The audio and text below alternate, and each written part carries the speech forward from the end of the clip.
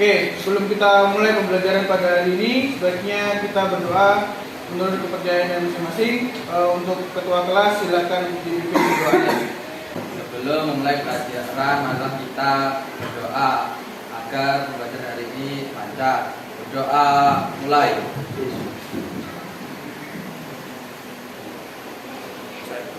Doa selesai. Oke, sebelum kita mulai, saya absen dulu ya. Adelia Rahma, Adinda Fiatu, Aditya Dwi Firmansyah, Alin Aktaviani, Alivia Koryatu, Arif Dimas, Bilkis Tri Vandarika, Cucu Apriyatika, Dava Nur Safi'i, Dea Zarina Aulia, Zarwa Fania Putri Denista, Denis Ahmad, Elisa Putri Maharani, Kira Amelia, Indah Amelia Gusti, Ina Syafira. Oke anak-anak, perhatikan. Hari ini kita akan membahas yang namanya fungsi dan peran sosiologi. Ya. Bagaimana kita tahu fungsi dan peran sosiologi? Tujuan pembelajaran yang kita akan raih atau yang akan diharapkan yaitu peserta didik mampu memahami dan menalar tujuan dengan kegunaan sosiologi berfungsi mengkaji sejarah sosial yang ada di masyarakat. Nah, di sini ada beberapa fungsi sosiologi. Ya, yang pertama apa? Perencanaan sosial. Dan yang kedua apa? Penelitian. Yang ketiga? Pembangunan. Dan yang keempat adalah masalah. Yang keempat yaitu masalah sosial. Ya. Oke, saya jelaskan tentang fungsi sosiologi dalam perencanaan sosial. Ya, perencanaan sosial merupakan kegiatan untuk mempersiapkan masa depan seorang individu di dalam masyarakat. Nah, tujuannya apa?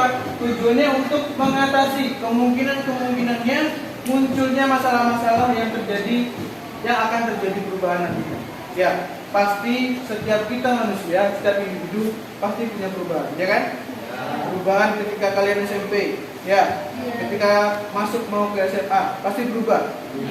Statusnya juga sudah berubah. Ya, berubah dari status dari siswa SMP menjadi siswa SMA. Begitupun sebaliknya, ya. Sebagai seorang guru nih, saya pada nih, ya, seorang guru bagaimana memanfaatkan perubahan-perubahan yang terjadi di dalam sekolah. Siswa SMP dan siswa SMA beda tidak? Berbeda. Juga pada ini harus menyesuaikan bagaimana saya sebagai seorang guru memperlakukan kalian sebagaimana anak-anak SMA. Kalian bukan anak-anak SMP lagi. Ya.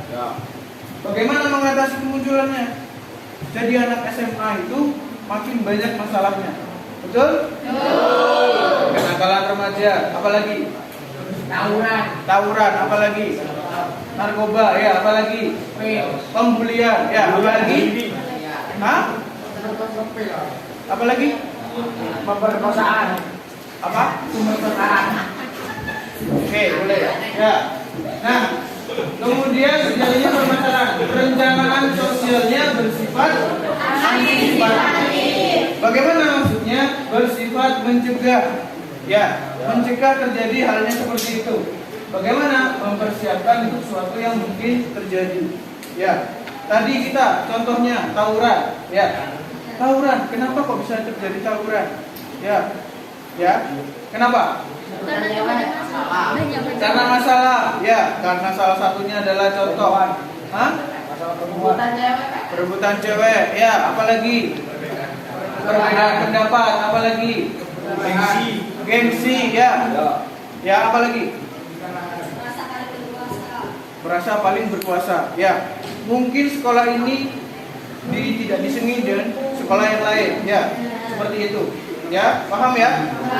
Masalah-masalah yang kalian selama makin dewasa, masalahnya makin besar. Ya, masalahnya juga pasti Oke, bisa dipahami sampai sini? Oke, selanjutnya. Nah, ini perencanaan sosial. Ada 5 perencanaan sosial yang mesti dibangun. Ya, yang pertama adalah perencanaan sosial merupakan alat untuk mengetahui perubahan yang terjadi di dalam masyarakat. Terus kemudian yang kedua, perencanaan disusun atas dasar kenyataan yang faktual. Ya, oke.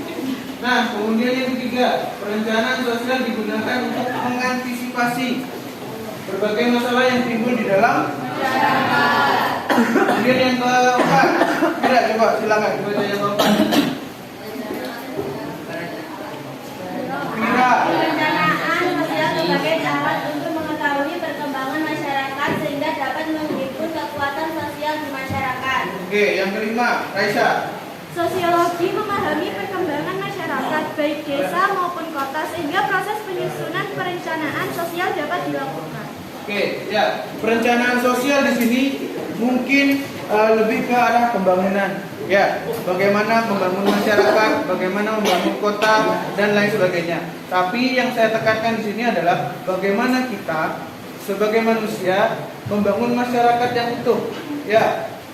Kalau masyarakat yang utuh adalah saling gotong saling bekerja apalagi interaksi sosial antara satu dengan yang lain. Nah, dari ketiga tadi itu ya menimbulkan atau menumbuhkan rasa masyarakat yang baik, masyarakat yang interaktif, ya, masyarakat yang peduli dengan lingkungannya.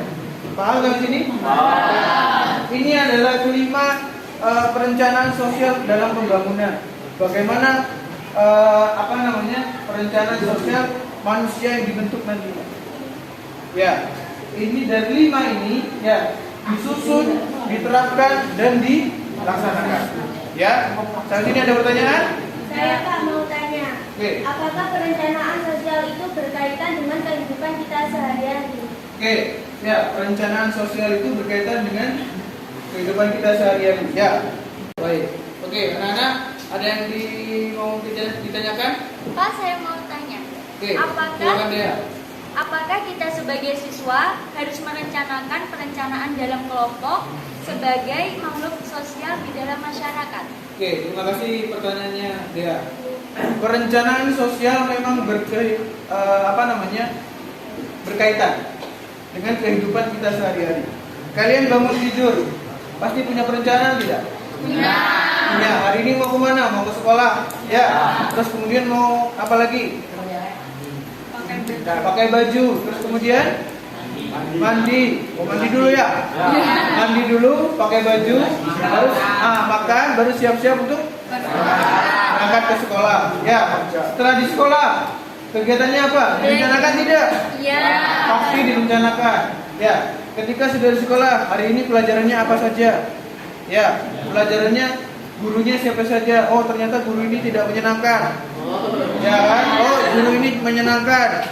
Ya, dan lain sebagainya. Bagaimana kita bersikap untuk bisa menanggapi atau menyikapi bahwa guru yang kita hadapi seperti yang kita inginkan. Paham kan? Itu direncanakan. Oh, ternyata ketika menghadapi Pak Dani seperti ini.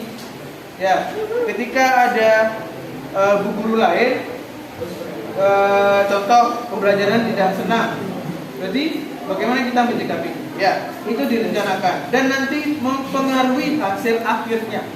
Paham? Hasil akhirnya yang kita terima, ya, ketika berhadapan dengan Pak Dani, apakah mengerti? Apakah tidak? Itu tergantung kalian. Ya, oke. Anak-anak, mungkin itu yang bisa Bapak sampaikan. Semoga materi hari ini berkah untuk kita semua. Semoga anak-anak bisa menjawab soal PTS dengan lancar. Kurang lebihnya mohon maaf. Sebelum pulang kita berdoa dipimpin oleh ketua kelasnya. Silakan. Sebelum pulang, marilah kita berdoa. Doa mulai.